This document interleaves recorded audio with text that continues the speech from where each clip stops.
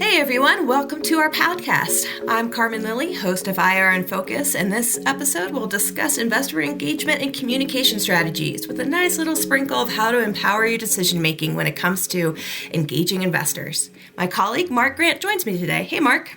Hey Carmen, thank you for having me. It's great to be with you. Yeah, no problem. Thank you so much for joining. If you don't mind, I'm just going to give our listeners a quick introduction. Mark Grant is Senior Vice President of Investor Relations here at S&P Global. Previously, Mark held the role of Vice President and Head of Investor Relations at GoDaddy. And prior to his work at GoDaddy, he was an equity research analyst at Goldman Sachs, publishing investment research on nearly 100 different technology companies. So I think it's an understatement to say he knows a thing or two about marrying technology with investor communication strategies.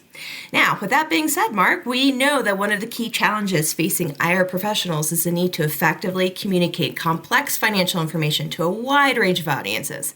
Now, as an ex-sell-side analyst, that in theory should be easier for you than others with different backgrounds. So with that in mind, can you share with us how your experience as a sell-side analyst has prepared you for this role in investor relations? Yeah, happy to do it. Honestly, there are a lot of different backgrounds that professionals can have and have a really successful career in investor relations. But as you know, it's fairly common for professionals on the sell side to transition to IR roles. Right. A lot of that is because much of the day-to-day work is similar. There's a lot of overlap in the skills required to be successful in both of those roles as well. I would say the sell side is arguably the best training ground in the world for investor communications because you spend so much of your time modeling financials, writing research for investors, and then really marketing that research to the investors to reinforce the views you've expressed in your research. All right, so that carries over to IR as well. You know how to help the folks on the other side of the table because you used to sit on the other side of the table. And additionally, you just see a lot of things on the sell side. Right. At any given time, you could cover 30 or more stocks. And so you're listening to 120 or more quarterly earnings calls a year, analyzing the financials, looking at the guidance, looking at the commentary from management, often very quickly, and then publishing a note that same day.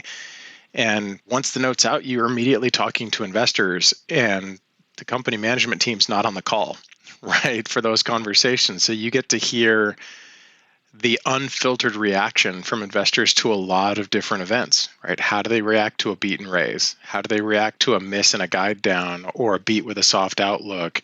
What are the kinds of things that investors hear that make them think a company's being overly conservative or overly optimistic? What can gain or lose credibility from a management team if they say that on an earnings call? So hearing all of that, processing that year in and year out, having those conversations with investors after 1,000 or so earnings calls, you develop a bit of a gut feel for how to message those things, and you get to talk to the street in a way that accurately conveys the performance and expectations of the business, but you start to learn how to eliminate some of the vague language or rhetoric that can lead to confusion too. Yeah, that's great. That's a great point. So that background and experience definitely set you up for success here. Which leads me to my next question here. Where do you begin or start to establish and maintain those relationships with investors and analysts? Yeah, it's a great question. And I think different people are going to approach it different ways. But I think really it just comes back to fundamental principles of really all relationships, right? First, be a good human being. And make sure you're bringing something to the table. Be helpful and respectful. Make sure that you understand that every decent relationship is going to work both ways. As an investor relations professional, often you're looking for feedback from your investors. You're trying to gather information. You're reading and analyzing the research notes that come out on the company and trying to distill that down to principles that you can then take back to the management team and the board of directors. But you have to be able to bring something to the table too, because one-sided relationships, frankly, just don't work. And so with investors, it's important, particularly with them, to remember that we all work for them, like they literally own the place. So we've got a responsibility to make sure that investors have what they need to model the business confidently and accurately assess what they think the equity is worth. Sometimes that just means we're making sure we're disclosing the right metrics in the right cadence. Sometimes it's making sure that your C-suite is available for conversations. But when you're first building those relationships, being responsive, making sure you're available, making sure that you're willing to listen and engage, and that you're doing what you can to be helpful is going to be crucial with investors. With analysts, it's a little different, right? It kind of depends on the shop. Analysts vary in terms of how deeply they want to dive into the business and understand operations and potential performance. Analysts can vary in terms of how much corporate access they want, right? And ultimately, they're working for their clients too and having empathy and making sure you understand that they have goals, they have professional metrics that they need to deliver against. And just getting to know the analysts and how they define success for their own franchise is pretty key. Yeah, that's a great point. Your role is very much a great mix between those soft skills, and it's a lot of people management and communication styles, as well as, hard data. Hard data can speak for itself, but you definitely need those soft skills when dealing with investors and analysts.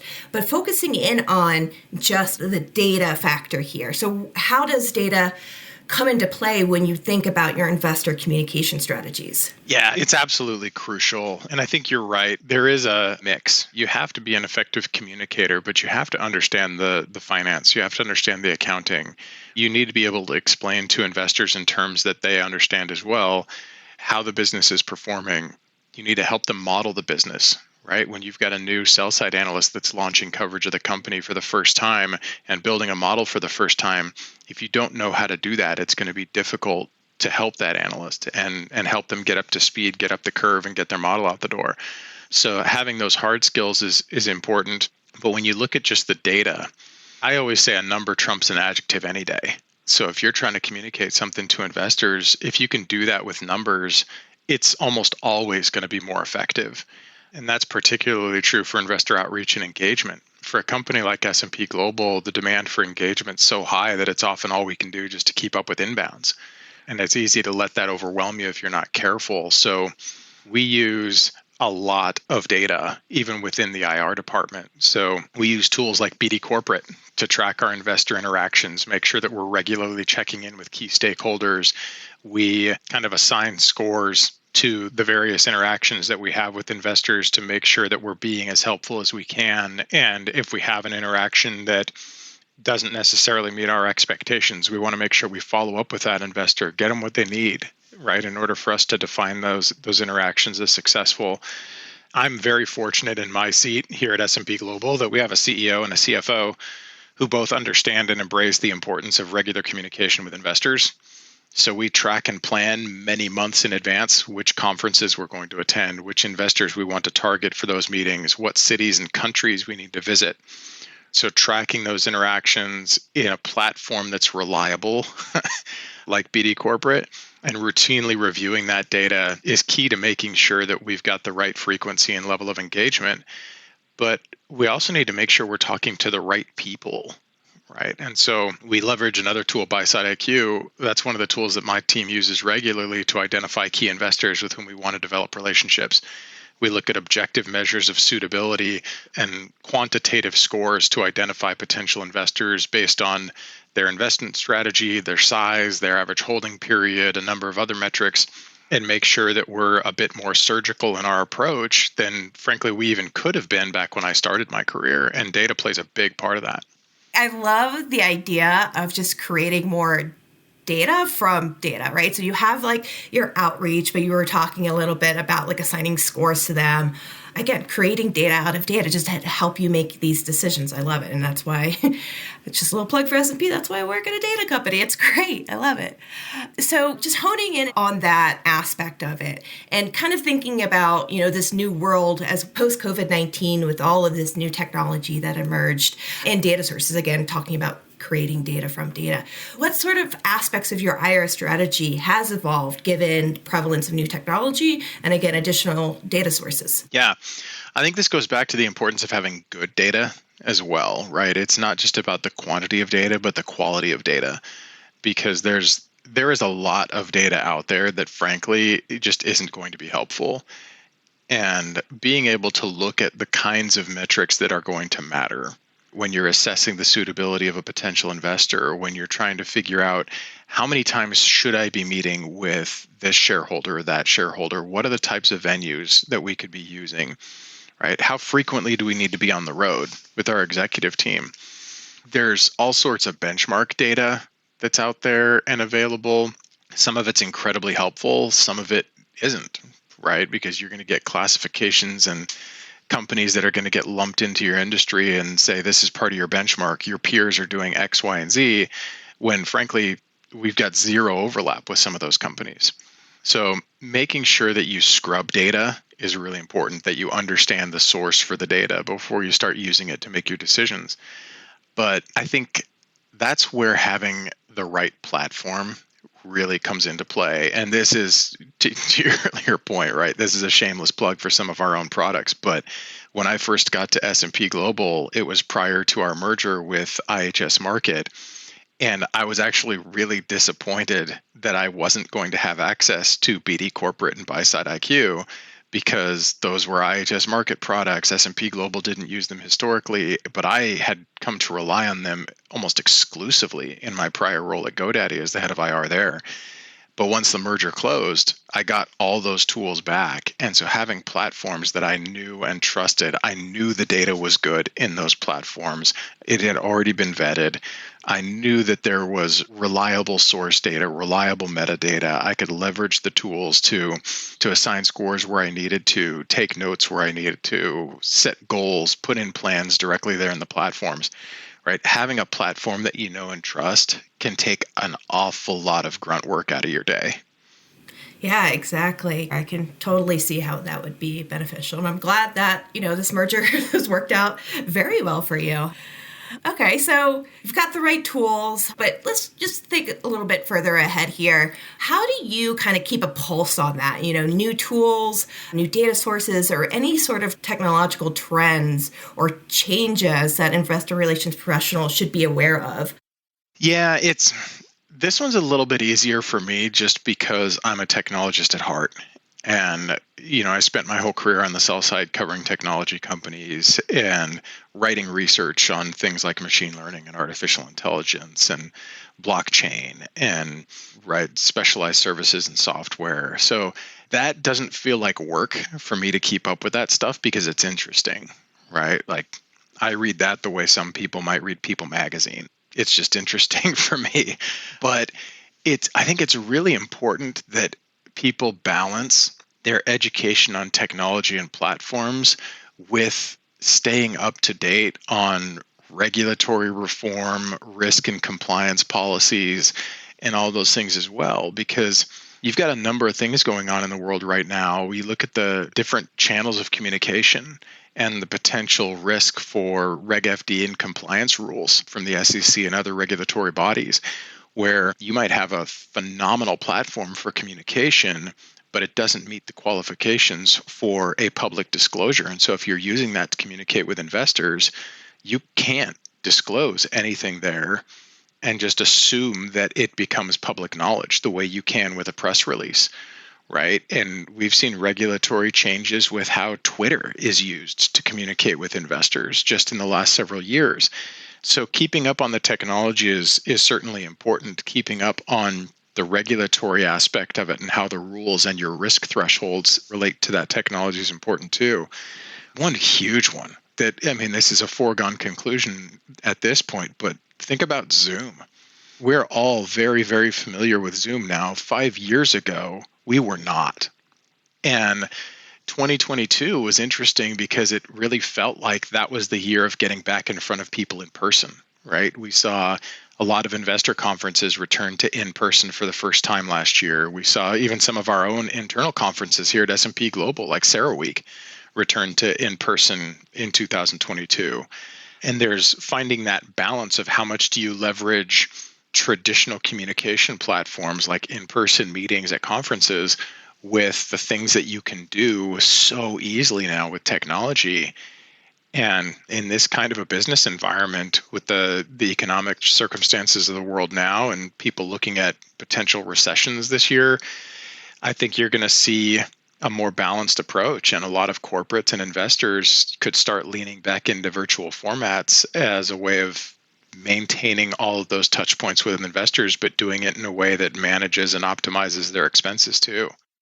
Yeah, that's interesting because I remember, and it's funny that you bring up Zoom as an example there of just the prevalence of like how people leverage Zoom when pandemic started. I remember a lot of us were using Zoom just to do like company happy hours, like, oh, let's just keep in touch over Zoom. But then it turned into like this essential tool and way to communicate across groups that, again, that have been scattered all across the US or even all across the globe. So it's interesting to see kind of the evolvement of those tools there.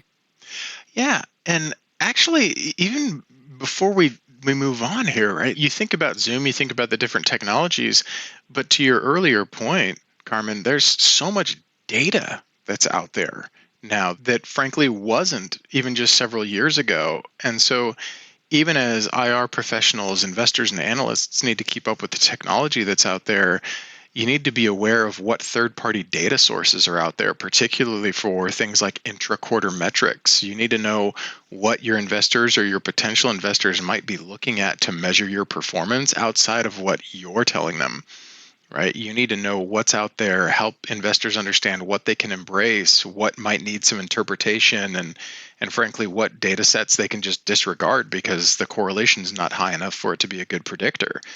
So I would say that's a very big issue for IR professionals right now, is just making sure they stay abreast of what data sources are out there.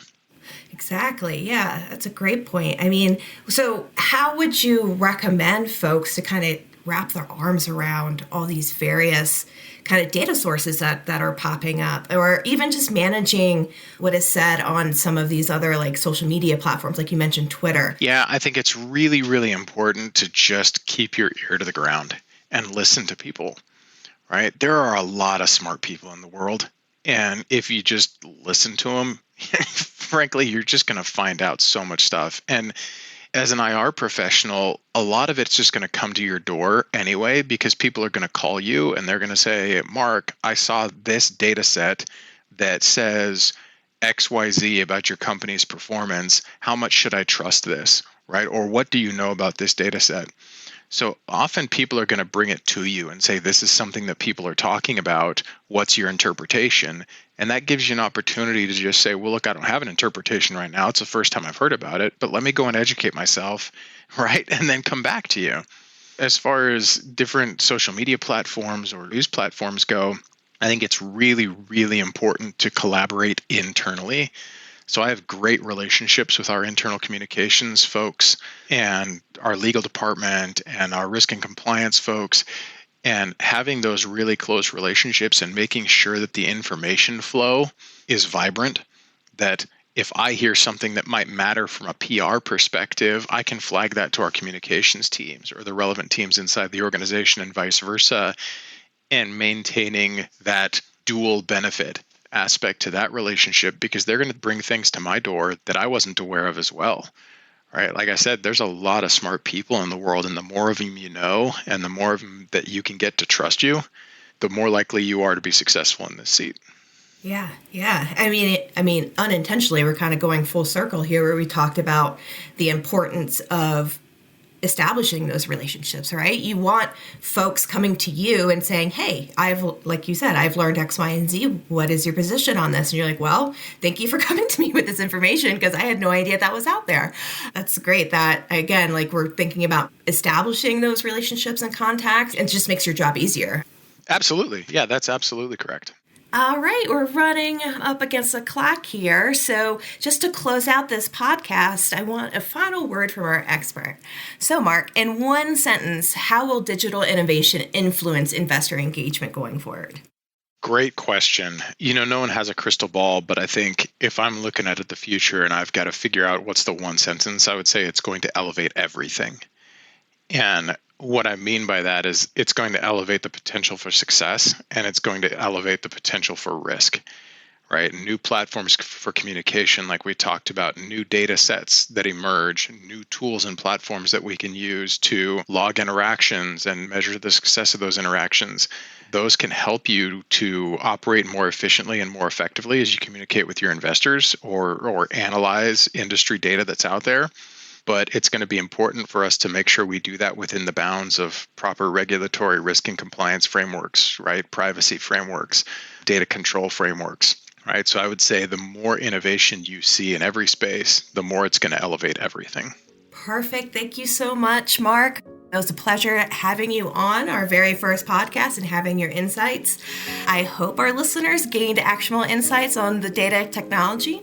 All of this is for you guys in order to better engage and equip yourselves with engagement with your investors.